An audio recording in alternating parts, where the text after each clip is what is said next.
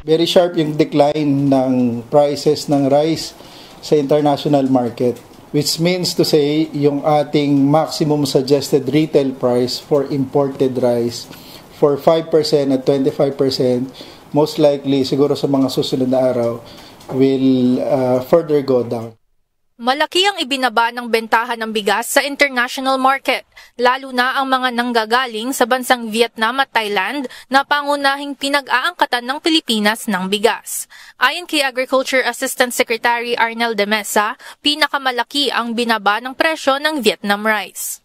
Ang 5% broken rice nito na $510 noong December 10 ay $434 per metric tons na lamang ngayong January 10, 2025. Habang ang 25% broken naman ay $409 na lamang mula sa presyong $454 noong nakaraang December.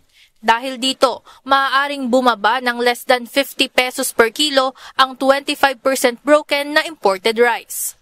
It could be lower kasi yung initial na computation sa 50, mataas na yung presyo sa international market. Ito na bumababa, definitely it will go down below 50 pesos yung 25% broken. Sa kasalukuyan dito sa Bahay Toro, Quezon City, mayroong mabibiling 46 pesos na well-milled rice, habang 47 pesos naman para sa regular milled rice. Ayon sa Department of Agriculture, patuloy ang kanilang mga ginagawang aksyon upang lalo pang mapababa ang presyo ng bigas sa merkado.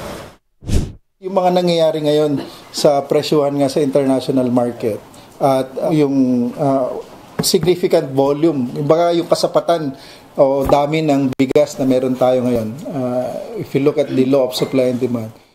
Dagdag ni De Mesa, ang pagbaba ng presyo ng bigas ay dahil din anya sa mga monitoring at intervention na ginagawa ng kanilang kagawaran kasama ang Department of Trade and Industry o DTI. Samantala, pag-uusapan naman ng DA at iba pang kinauukulang ahensya ang pagpapalawig ng pagbebenta ng National Food Authority o NFA rice sa mga local government unit.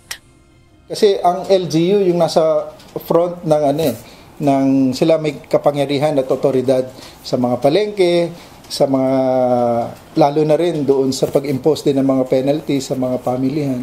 So, very important yung coordination with local governments, especially starting here with the National Capital.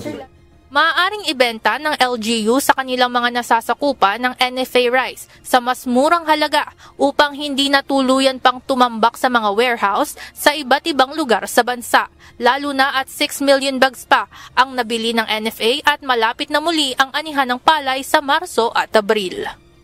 Before the aging, which is, ang aging kasi starts at 3 months.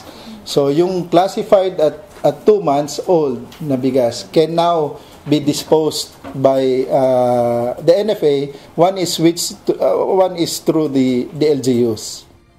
Binigyan din naman ng DA na hindi dapat gamitin sa pangangampanya ngayong nalalapit na election season ang mga ibebentang NFA rice sa iba't ibang local government units.